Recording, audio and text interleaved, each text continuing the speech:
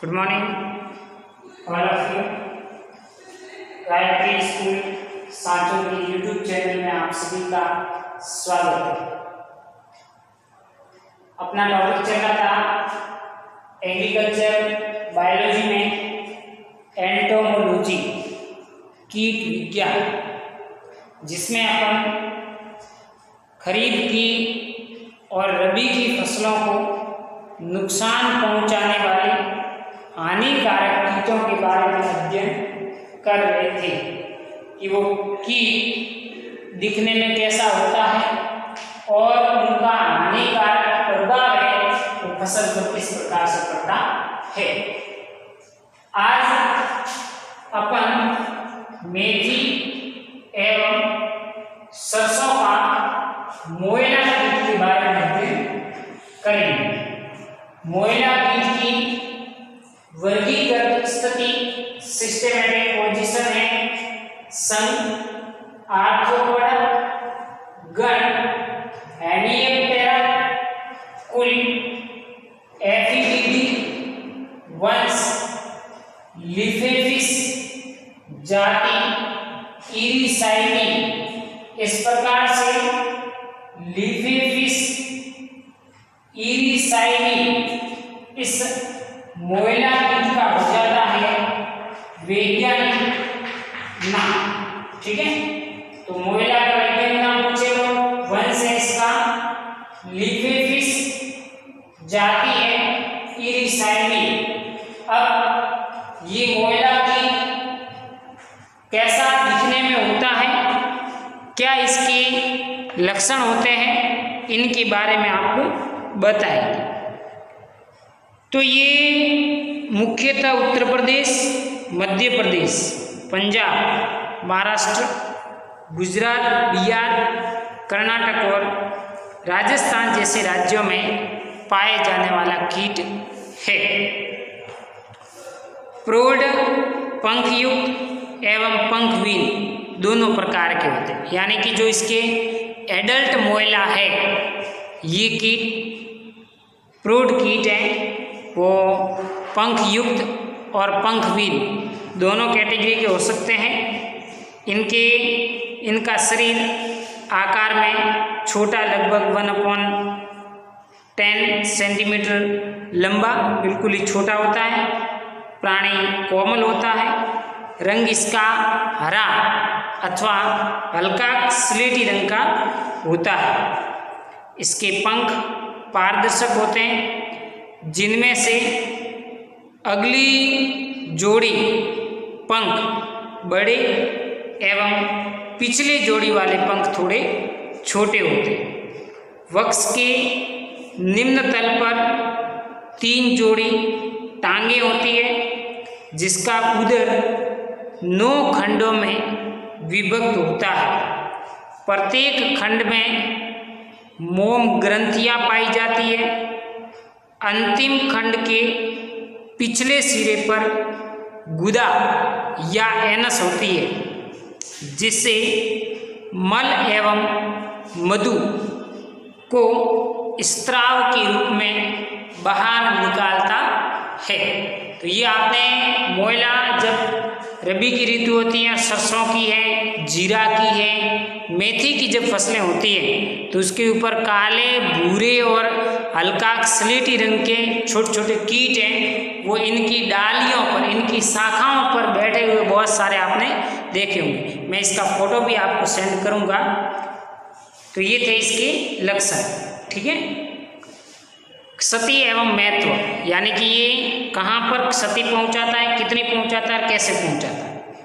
ये नवंबर के अंतिम सप्ताह और दिसंबर के प्रथम सप्ताह में फसल पर दिखाई देने लगते हैं। यानी कि नवंबर और दिसंबर माह में ये कीट इन फसलों को नुकसान पहुंचाने के लिए आते हैं।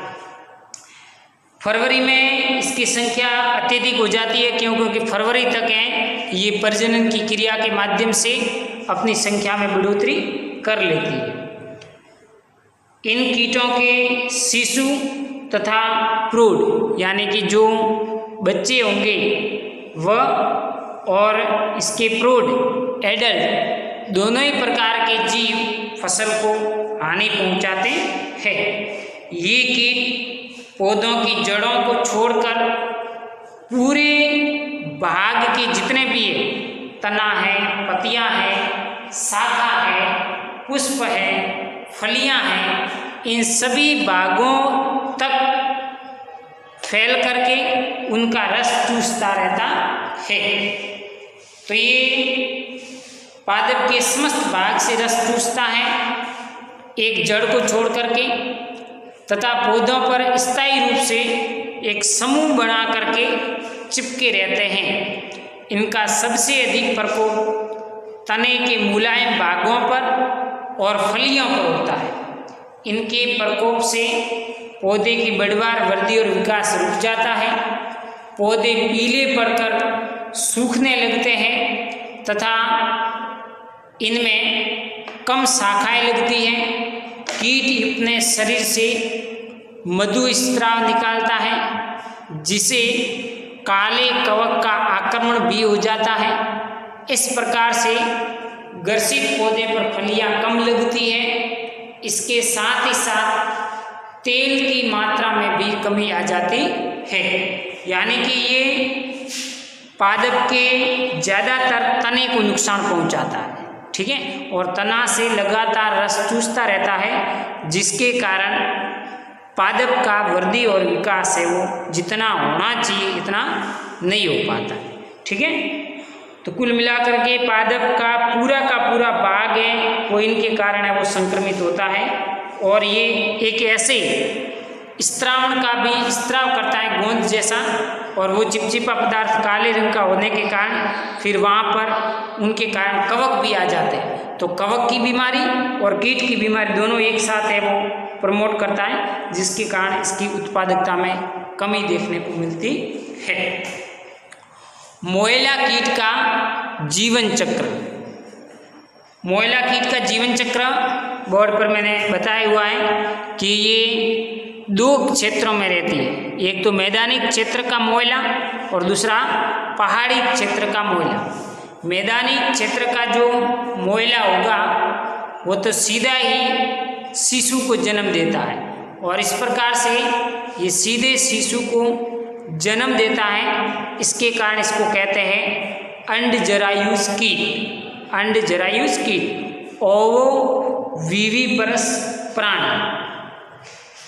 इस कीट का जीवन चक्र मैदानी और पहाड़ी दोनों भागों में अलग अलग तरीके से चलता है। जब ये मैदानी क्षेत्रों में मादा कीट होता है तो वह अंडे नहीं देता। तो मैंने यहाँ लिखा मैदानी क्षेत्र के आगे वयस्क और वयस्क के आगे लिखा है सीधा ही शिशु, मतलब ये अंडे नहीं देती है। जो मैदानी क्षेत्र में मोएला रहते हैं ये अंडे नहीं देते हैं और सीधे शिशु को जन्म देते हैं। अतः दो ही अवस्थाएं शिशु एवं प्रौढ़ मिलती हैं, यानी कि वयस्क है वो शिशु को जन्म देगा और शिशु है वो धीरे धीरे प्रौढ़ में क्या हो जाएगा, परिवर्तित हो जाता है। तो इस प्रकार से ये दो अवस्था, एक शिशु और दूसरी प्रौढ़ मिलती है। जबकि पहाड़ी क्षेत्र में इनकी तीन प्रावस्था होती है। वो कौन सी है? अंडा, शिशु और प्रौढ़। तो जो पहाड़ी क्षेत्र में पाए जाने वाला मोएला है वो वयस्क मादा कीट है, वो अंडा देता है। अंडा शिशु और शिशु धीरे धीरे प्रौढ़ या एडल्ट में क्या होता है, परिवर्तित होता है।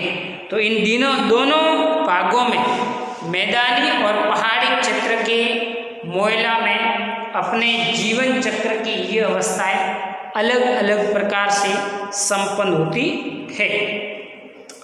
माऊ कीट शुरू माऊ मतलब मोएला, माऊ कीट शुरू में नवंबर दिसंबर के महीने में सरसों के पौधों पर दिखाई देते हैं, और इनमें से मादा कीटों की संख्या सर्वाधिक होती है, अधिकतम होती है। मादाएं सीधे शिशुओं को जन्म देती है और सीधे ही शिशुओं को जन्म देती है। इस कारण इस क्रिया को अंडजरायुजकता या ओवो विविप्रिटी कहते हैं, ओवोविविप्रिटी, या हिंदी में कहना चाहूँ तो अंडजरायुजता, मतलब सीधे बच्चों को जन्म देना। और ऐसे जो कीट होते हैं जो सीधे बच्चों को जन्म देते हैं, शिशुओं को जन्म देते हैं, ऐसे कीटों को अंडजरायुज या ओवोविविपरस प्राणी कहते हैं। जो अंडे एवं बच्चे दोनों को जन्म देते हैं वो हो गया ओवो मतलब ओविपरस, ओविपरस का मतलब अंडयुज, विविपरस का मतलब जरायुज यानी कि बच्चे को, शिशु को जन्म देता। इसी प्रकार से ये दोनों हो गया ओवोविविपरस, अंडा और शिशु दोनों को जन्म देते, इसलिए ये हो गया ओवोविविपरस या ओवोविविप्रिटी। मादा कीट दो प्रकार से शिशुओं को जन्म देती है। यहाँ ऊपर मैंने एक लाइन लिखी, मादा कीट दो प्रकार से शिशुओं को जन्म देती है। पहला तो मादा कीट है, वो नर से मैथुन की क्रिया करेगी और मैथुन की क्रिया करने के बाद कीट को है वो जन्म देती है। ठीक है, तो पहला तो हो गया ये कि मादा नर से संभोग करेगी यानी कि मैथुन की क्रिया करेगी और उनके पश्चात उनको अंडा देना है या शिशु देना है, वो अपने आप दे देता है। दूसरी क्रिया है वो है कि मादा है वो नर से संभोग नहीं करता, नर से मैथुन की क्रिया, मैटिंग की क्रिया नहीं करता है। ये बिना निषेचन किए ही अंडे या शिशुओं को जन्म देता है, तो उसे अनिषेक जनन या पार्थेनोजेनेसिस कहते हैं। तो दो तरीके से मादा कीट बच्चों को जन्म देती है, एक तो नर के साथ मैथुन की क्रिया करने के बाद, दूसरा बिना निषेचन यानी कि नर मादा के साथ मैथुन की क्रिया संपादित नहीं करता है, जिसके फलस्वरूप बिना निषेचन की क्रिया किए हुए ही सीधे शिशुओं को जन्म देना पार्थेनोजेनेसिस या अनिषेक जनन कहा जाता है। तो ये दो क्रिया मैंने आपको बता दी।